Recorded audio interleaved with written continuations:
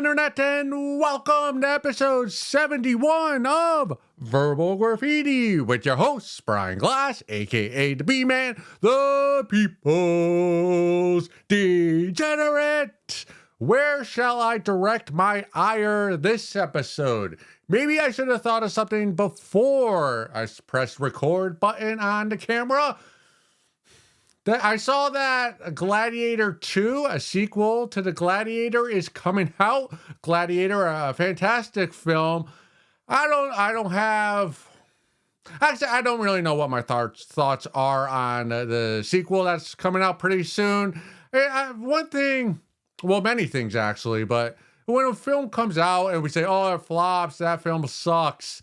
As an artist or a perceived someone who I like to call myself an artist, whether I am or not, I'll let you decide, all 8, 10 listeners, viewers of this. But just being in the position where a film is made, where a real film company puts money into whatever script you write, whatever acting you're doing, and you get paid to make a movie that you conjured up in your head, that is a success. So to say that movie sucked, and maybe it did, but it's still an amazing feat that happened. The actual making of a movie, even if it does flop at the box office and it goes straight to streaming service, I guess that's what happens now to bad films. But it's just a movie that doesn't recoup all the money that went into it, or it isn't critically acclaimed, or doesn't become a cult classic. It's not to say, oh yeah, that sucked, terrible film. The people's hearts and souls went into making that, even if it was a Looney Tune, a forgettable film. So I'm trying to catch myself when I say, oh, that movie's gonna suck, or it was terrible, or yeah, don't go see it. I'm trying to be more positive. Look at that, the B-Man, trying to be think more positively about the world and the art that's in it. Even though most of the art today, modern art, go to an art gallery and says so much about, if you look at art today and architecture, it says so much about our culture. I've really been trying, it's been brought to my attention on X, some accounts have been saying, the culture is crumbling, and if you look at the art and the architecture, it's so bland that there's nothing about architecture today that's inspiring. You can look at some of those great churches in Europe and around the world, whether you're religious or not, you could see the outside of them, and you could see the passion, the years, the craftsmanship that went into making those structures. That there's something about those churches and those awe-inspiring buildings that's inspiring to the human spirit. And that says something about of the time period in which those were made. And that is something we're lacking today. But that's not where I want to go with the ire for this episode. Back to Gladiator.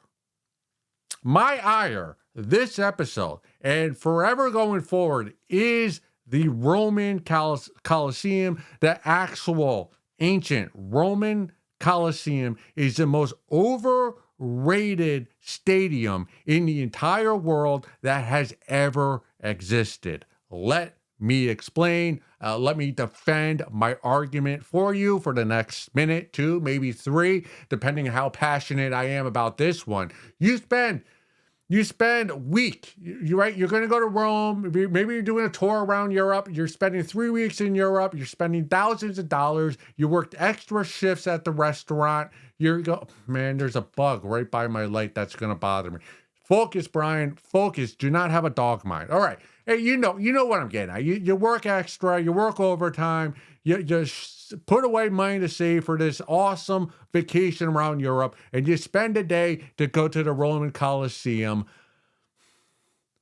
Is that Colosseum, is it it's not any better than any coliseum or arena or stadium in the United States of America. And I quote the United States because that's where I reside. But you go to the Yankee Stadium, you go to any football stadium in the United States, that's American football, any baseball stadium, any outdoor music theater, literally California, New York, there's probably 10 stadiums that are more awe-inspiring than the Roman Colosseum, the ancient Roman Colosseum. Seats more people, has better concourse space, has luxury suites, has better upkeep. You name it. Almost every stadium in the United States is more impressive in every regard than the Roman Colosseum is. Oh, big deal. The Roman Colosseum. So they have some lions fight humans to the death. Like, does that make it better than the huge SoFi Stadium in LA, or what's the one in Texas? Jerry Jones, with the huge TV. There's no TVs. There's no TVs in the Roman Coliseum, is there? No, there's no big screen. So if you're in the nosebleed seats in the Roman Coliseum, you're just a poor peasant watching episodes of Verbal Graffiti for free in ancient Rome. So you're up in the nosebleeds. You could barely see what peasant person is being killed by a lion down on the dirt, on the ground. And then there's no TV. There's no big board where you can actually see what's happening. There's not. What were they eating? What were they eating at the Roman Coliseum? Okay, I go to Yankee Stadium. I can get steak. I can get a hot sausage. I can get a bucket of chicken and fries. I could get domestic beer. You get nothing in the Coliseum. It's falling apart. It's decrepit. So there was an irrigation system underneath it. Like, yeah, I could flush a toilet in every stadium in the United States, and I have been able to do so for the past 150 years. Thank you very much. Fuck you, Roman Coliseum. There's just nothing about the Coliseum that would make me want to get on a plane that probably costs $1,200, stay in some hotel in Rome that's not air conditioned, and stand in line for 2.5 hours in the sweltering heat to walk up to a Coliseum that's like half fallen apart and was probably already rebuilt, so it's not like the original Coliseum. Like, if I'm gonna pay all that money and put all that manpower and take that time off, using my PTO days to go to the ancient Roman Coliseum, I actually want to see a fight between a human being and a tiger or a lion or whatever creatures they were using. Just to see the architecture, the actual Coliseum, that doesn't do it for me. A big deal. Big deal. So I'm 2,000 years late to the action. That's all you're telling me. It's like, all right, I'm outside the Coliseum. I go inside. Where's the fight? Where's the fight to the death? Where's Kurt Russell inspiring us peasants to fight? Where the thumbs up, down? Like, where is all that? Oh, that happened 2,500 years ago. I'm late to the dance. Oh, fuck. Why did I just spend $3,000 to come here then? It's not impressive to me. I could go on and on with this soliloquy of my ire towards the Roman Colosseum. But I've never been to Europe, but if I ever go, the Colosseum will not be something on my itinerary to see. Let's move forward.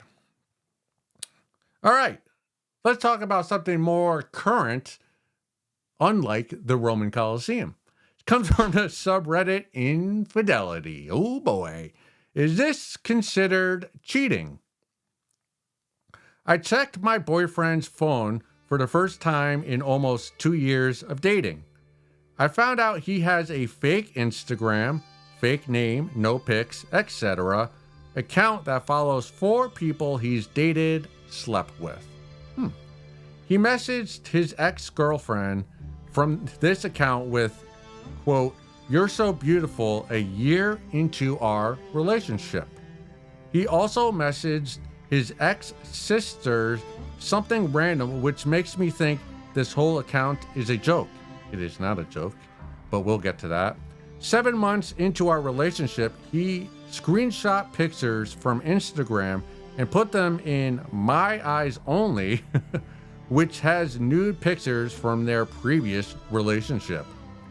He has also saved several of his ex-girlfriend's recent pics and commented on her photos with, quote, "so hot," from the same fake account. Also, how do I go about this without saying I looked at his phone? Ice emoji. Edit. Forgot to mention we've done long distance most of the time. And another edit. The ex doesn't communicate back. Sorry. Another edit. The ex doesn't communicate back or no, it's him. Sweetheart, you're asking all the wrong questions. The question, let me answer your question with a question for yourself. Why are you dating this loser? And he is a loser. So he makes this fake no picture account, and he's messaging his ex-lovers with such banal messages. You're cute, you're beautiful, you're so hot. Like I, the B-man, I catcall baddies on the street with such more conviction than your boyfriend is doing with his ex-lovers. The fact that he gives such bland messages with this fake account makes me think that he has such a boring wet blanket blah personality. I am shocked that he has 4 ex-lovers that would allow him to give him consent to put his goo, that semen of his, into her body, to 4 different bodies before he met you. I question whether he even had these girlfriends to begin with or not, but you say he does, so okay, we'll play that game and say he does. Is it cheating? Before we get to if it's cheating or not and how you should proceed forward, we have to talk about, or I have to talk about, since I guess I am the only one doing talking here at Verbal Graffiti, although we do have a big team behind the scenes. Thank you for all the help. Thank you very much. The thing we have to level here is keeping nudies, photos, and videos of your exes, is that allowed? Is that permitted in today? Yes, absolutely. If you take a picture of if you take a picture of your girlfriend or boyfriend sends you a picture of a nudie, front, back, whether it's a photo or a video or a sex act or whatever act it may be. If you send that to me or I take a picture of that with your consent, I'm keeping that forever. Okay, I have a file on my phone that's called filth. It goes directly into that, and it stays there forever. Now, if you break up with me, because generally I'm the one who, hey, like, we were together for 2 months and I'm piecing out because you won't commit. And then you reach out to me afterwards and go, hey, remember that slutty thing I did for you that was on film and I let you take it? And I go, oh yeah, of course. And then when she comes back at me, like, hey, can you please delete that? We're not together anymore, so I don't feel comfortable with you having it. Now, I will acquiesce that request, but do know, I'm lying to you when I say I'm going to delete it. No, I'm keeping it in that filth file to go back to reminisce when I'm lonely, and to kind of, sometimes I go to that filth file to, it's a confidence booster, because sometimes you get in the slump and I'll look at my filth folder and go, oh yeah, I've pulled every now and then. I'm capable of doing this. It's more so that than, my wanking off to it, which I also do that as well. Heck, I have a drawer filled with thongs and undies of past lovers of mine. As you may know, I have mentioned before that I am a panty sniffer. So if I take your panties, I'm holding on to those. Call me Genghis Khan if you want, but that's what I do.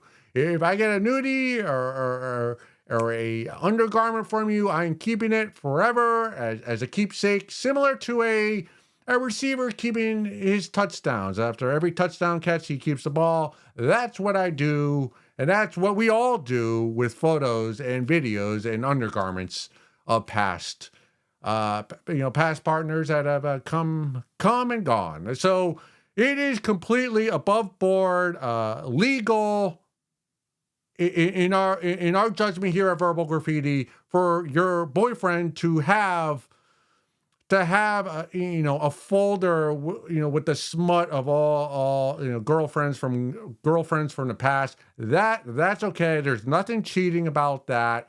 Honestly, when I go on a date, the first questions I ask of the babe is, do you swallow? And then my follow-up question is, how many dick photos do you have on your phone right now? Those are my two opening questions when I go on a date, because I just assume if I'm out with a babe and she's a babe, she probably has a number of dick photos and maybe even something more foul on her phone. So I just want to know, like, what am I playing with right here? Like, are we talking a handful? Or are we talking, do you have dozens, hundreds worth? Can we line up the number of dicks you have on your phone from here all the way to the Roman Coliseum? Call back. Thank you very much, B-Man. So that, we just got to get that all the way. Like him having that smut, that's okay on his phone. I don't consider that to be cheating. Now, you should go back and be, hey, if you're going to have a stash, can you have a better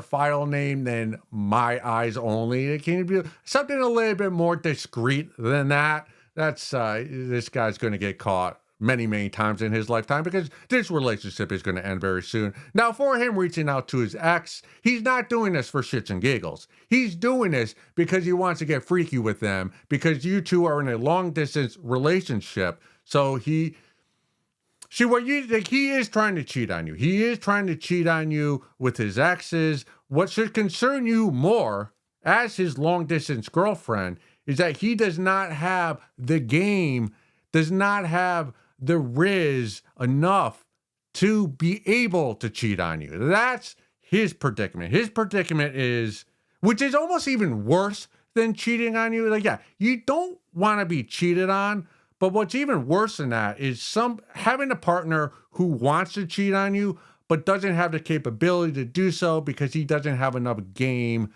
to pull off another woman's panties. So that's the situation you're in right now. Like, your boyfriend wants to cheat on you. He does not have enough game to do so. So he's making these weak attempts at his ex-lovers to try to reel them back in. And as for the ex-lover's sister, he's trying to fuck the sister. So he's just trying to fuck anybody and everybody, but he doesn't have enough to get it done. So do know that. So yes, he hasn't cheated on you. He wants to cheat on you. He hasn't cheated on you. He wants to cheat on you. As for the whole phone that you looked at his phone, tell him the truth. Say you looked at his phone. We live in the 21st century. All our information is on the phone. If I'm with somebody, here's my phone. I have a filth folder. I have you can look through my search history. I watch a lot of porn, a lot of smut. Like, I'm very open with my smuttiness, my pervertedness. So, like, I'm not really hiding anything. Like, I let China and every U.S. corporation, they're following everything I look at 24/7. So to be angry that someone I'm interested in looks at my phone, that doesn't level. That's ridiculous. So you shouldn't get angry when your lover is snooping through your phone. Because if you lie to him about how you found out this information, then you're as bad as your long distance boyfriend is. The whole argument is built on lies. So I looked at your phone. I know you may be angry at me for being a snoop, but I did snoop, and I looked through your DMs, and what the fuck is going on with these fake accounts and these weak-ass attempts to try to get with your ex-lovers? That's what you should do. So, yeah, break up with this guy. Let's go look at some photos.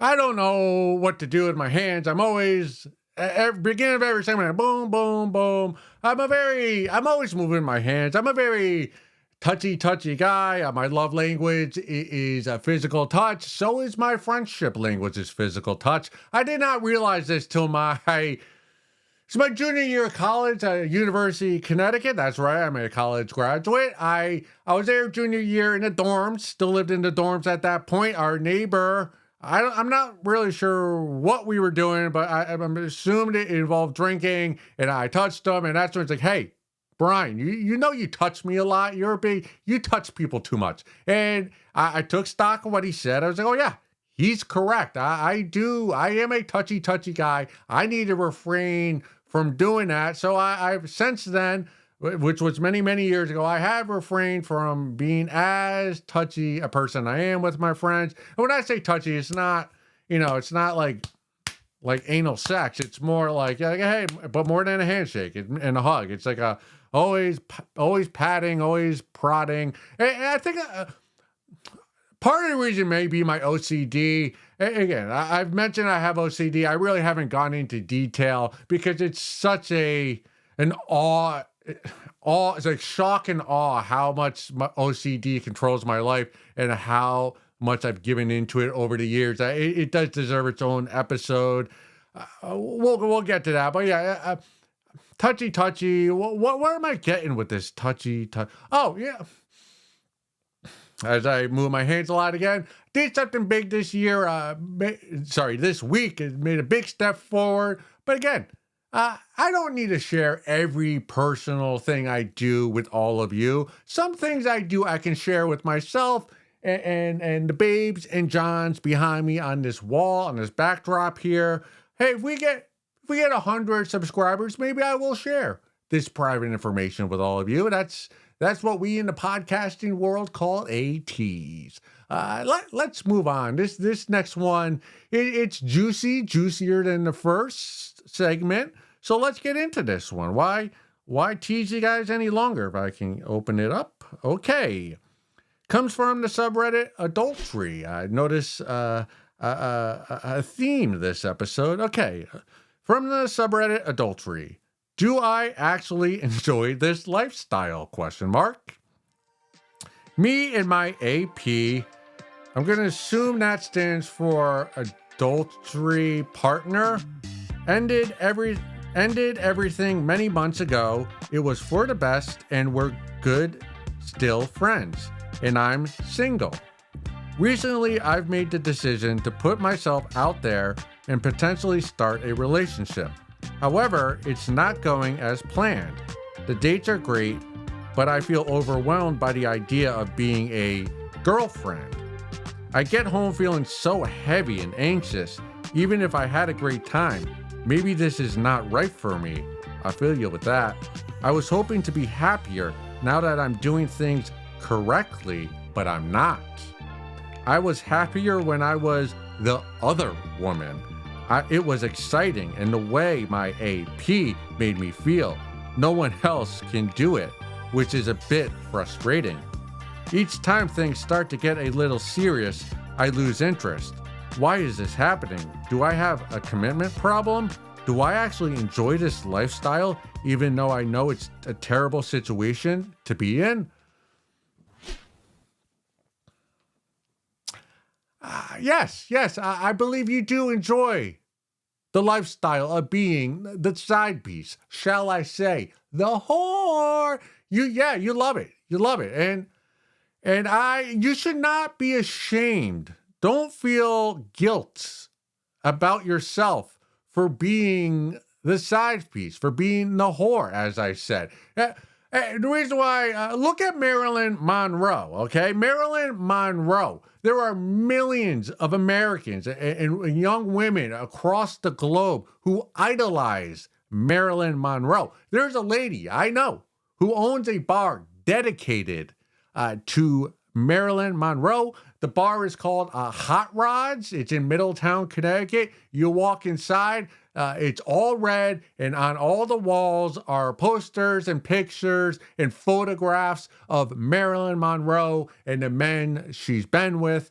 And you got to think about Marilyn Monroe and who she is at her core. At Marilyn Monroe's core, Marilyn Monroe is a whore.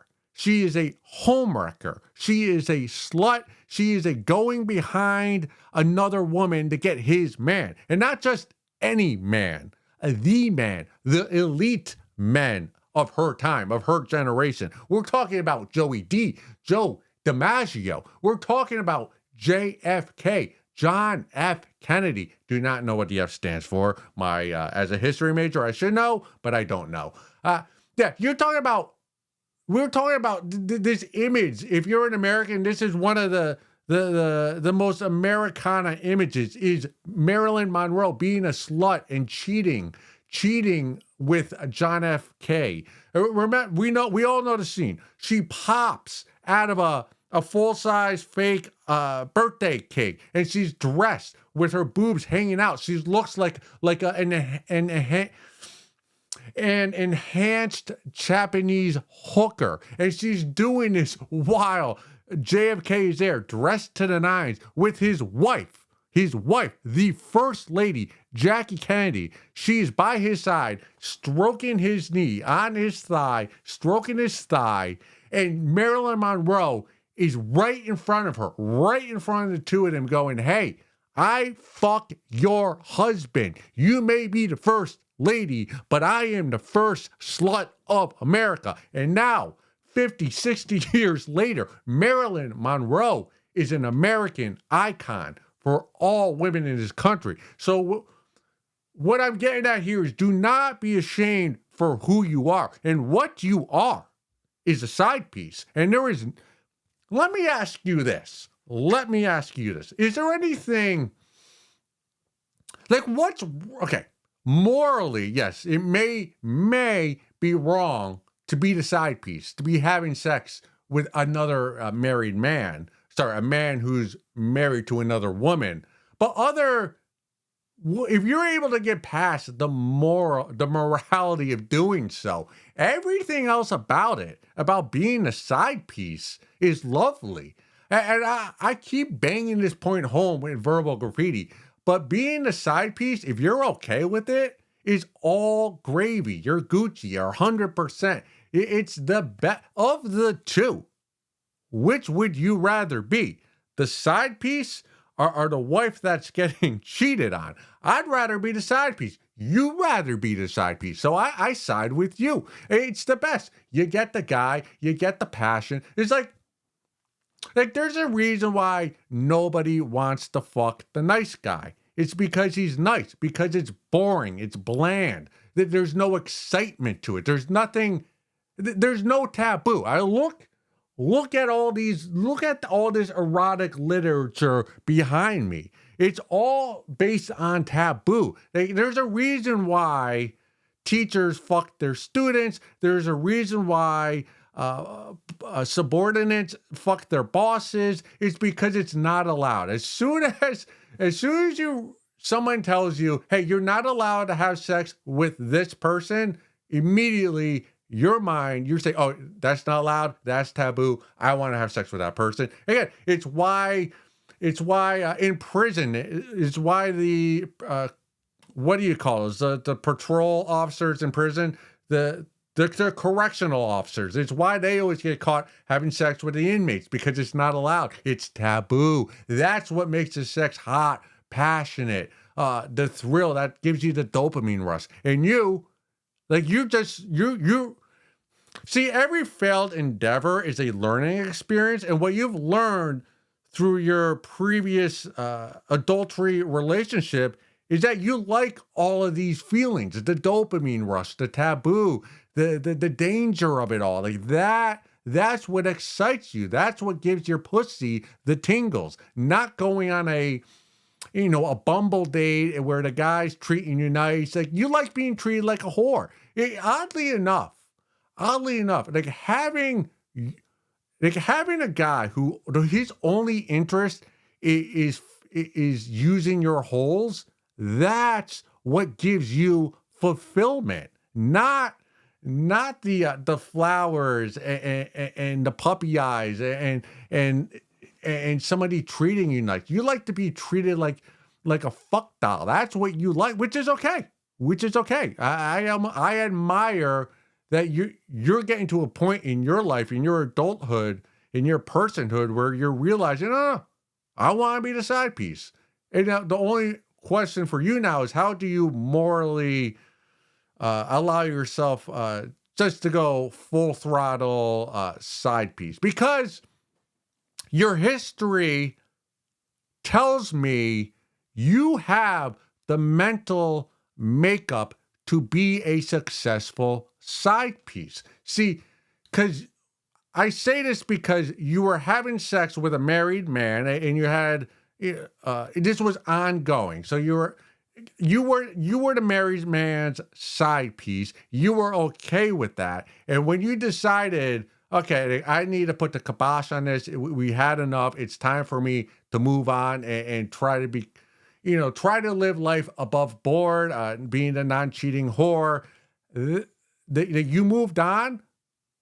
So, but you moved on, but you didn't become a homewrecker. And that's the key component. So you were a whore, but you didn't convert yourself into a homewrecker. And in the age in which we all live now, the age of social media, to be a whore and not wreck the family that you're whoring with, that you're a diamond in the rough. It's very rare to be the type of whore side piece that you are. You should realize that you are in high demand right now, because there are so many side pieces who blow up a guy's spot and the marriage goes kaput and then he only gets to see his kids every other weekend. You're not like that. You're just in it for, you're in it to get your holes filled, and then you move on, and you're not trying to wreck the family. So you know who you are. And I want to let you know, it's not just you and Marilyn Monroe. It's not the two of you versus every woman in the world. You go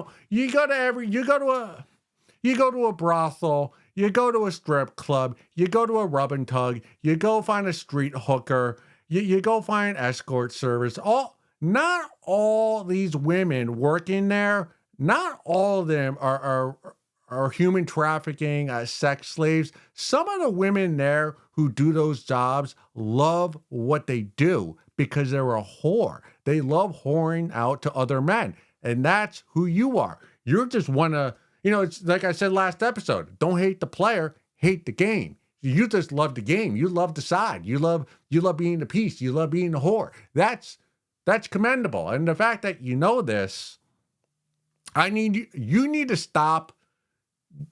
You need to go into the deep, dive headfirst into the deep end, into your whoriness, and only be the side piece for married men. So enough with this dating and going on like real dates where you're seen in public. What you need to do is start searching out, go on Instagram, start looking for real handsome guys who have nauseating family photos and stories all the time. Look for those guys, slide into their DM with your pussy, and be his side piece. Because, plenty of guys will say, hey, I don't want to cheat on my wife. I never will. Until a hot baby like yourself, who knows how to keep her mouth shut and her legs open, becomes available. So that's what you know who you are. Now it's time for you to go out there and continue living the life you love to live. And for all of us here at Verbal Graffiti, we're happy that you've come to this conclusion that, hey, this is who you are. You're the side piece. Good for you. You're better than Marilyn Monroe. I'll tell you that. Better than Marilyn Monroe. If only we could have your name and your picture, we'd put you up here at Verbal Graffiti. We'd make you famous, doll. We'd make you famous. All right. We got to go on to, again, A Salesman's Wife. We're going to continue reading it till we get to the back page. We are now on, if you are reading along, we are on page 9, first paragraph down. Baby, he moaned. Baby, I want you so bad.